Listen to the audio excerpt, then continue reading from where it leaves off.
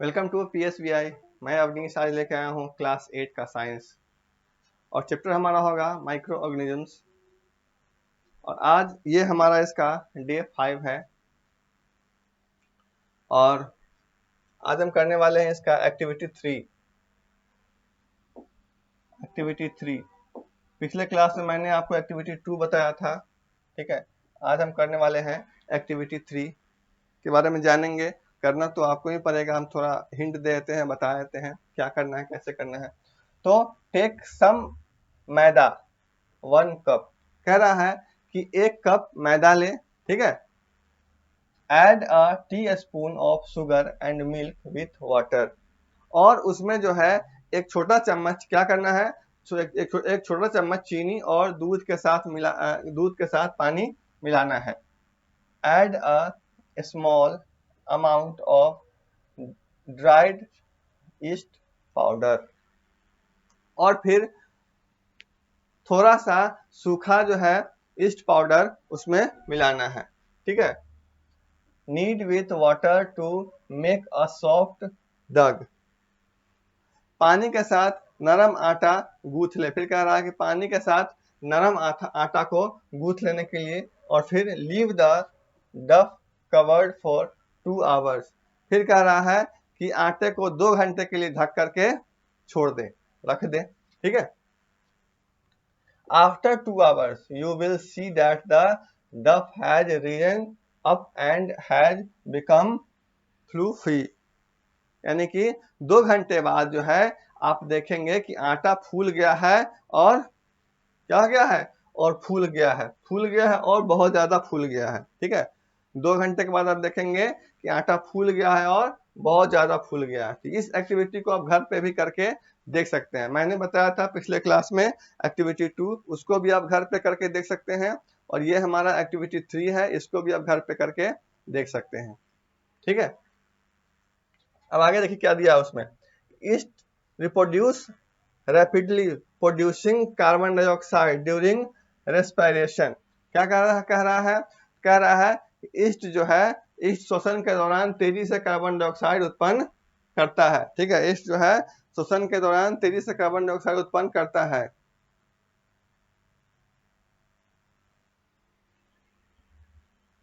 Bubbles of gas fill the dough causing it to rise, और फिर gas के बुलबुले आटे में भर जाते हैं। क्या होता है, फिर गैस के बुलबुले आटे में भर जाता है। This is the reasons yeast is used in the baking industry for making bread, pastry and cakes. यही कारण है कि जो बेकिंग इंडस्ट्री है, बेकिंग इंडस्ट्री में ब्रेड, पेस्ट्री और केक बनाने के लिए क्या होता है, ईस्ट का उपयोग किया जाता है, ठीक है।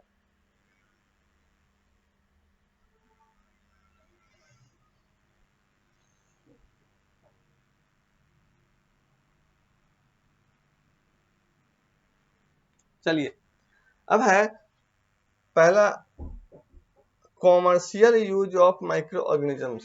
क्या है, commercial use of micro organisms, यानी कि व्यवसाय में हम कैसे माइक्रो ऑर्गेनिजम्स का उपयोग करते हैं, ठीक है। व्यवसायिक कामों में कैसे हम माइक्रो ऑर्गेनिजम्स का उपयोग करते हैं। देखिए, certain microorganisms are used for the large scale production of alcohol, wine and acetic acid, जिसको हम विनेगर भी कहते हैं। क्या कहते हैं, acetic acid, sorry acetic acid को हम विनेगर भी कहते हैं, ठीक है।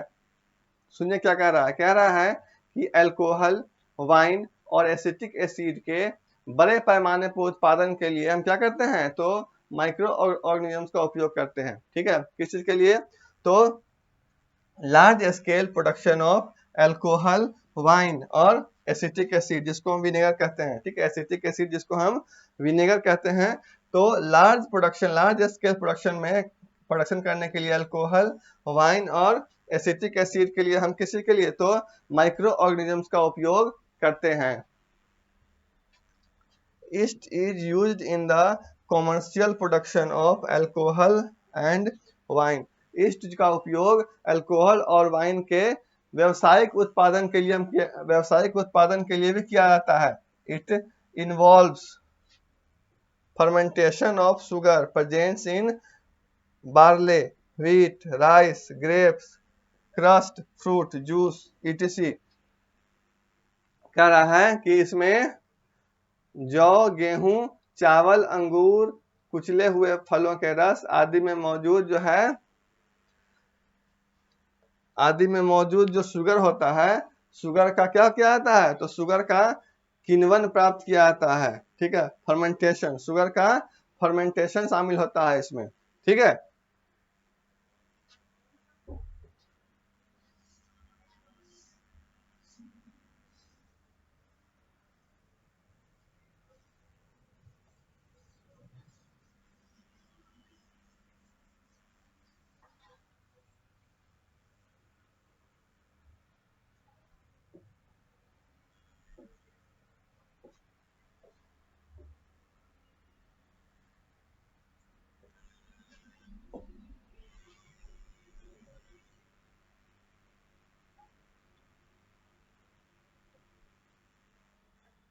चलिए, fermentation by yeast produce alcohol and carbon dioxide. The process of conversion of sugar into alcohol is known as fermentation। तो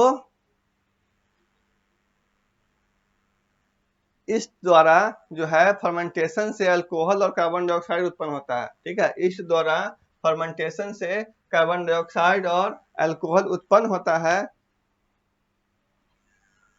और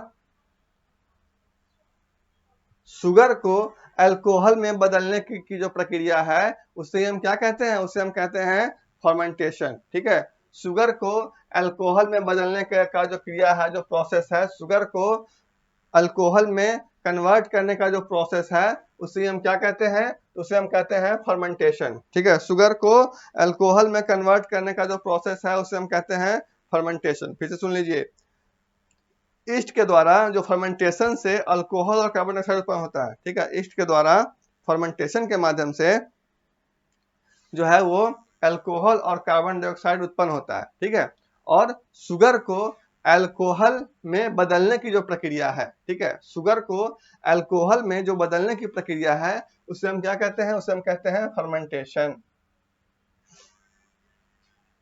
ठीक है,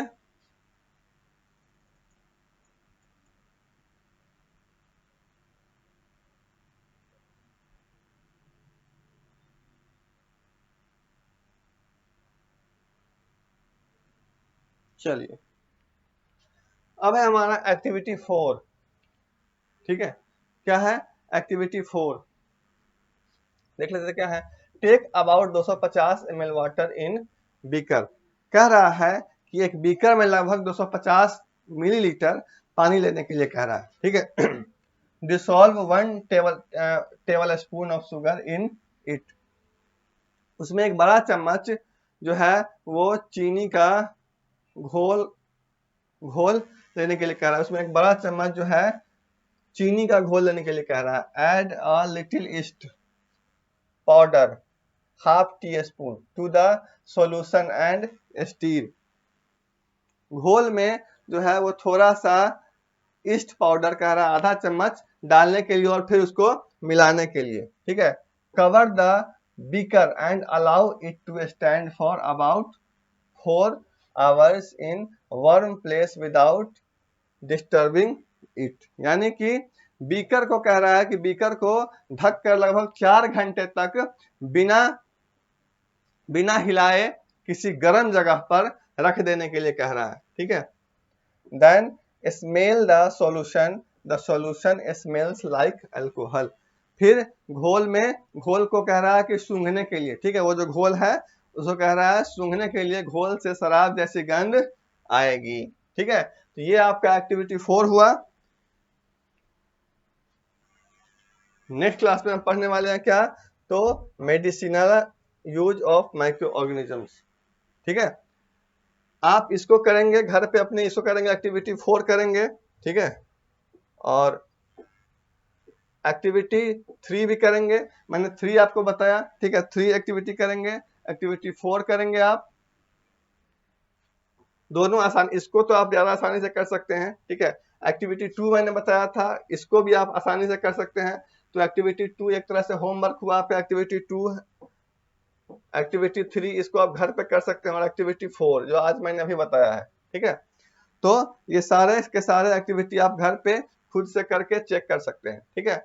नेक्स्ट क्लास में हम पढ़ाएंगे क्या, तो medicinal of uses of microorganisms, ठीक है। अभी के लिए इतना ही।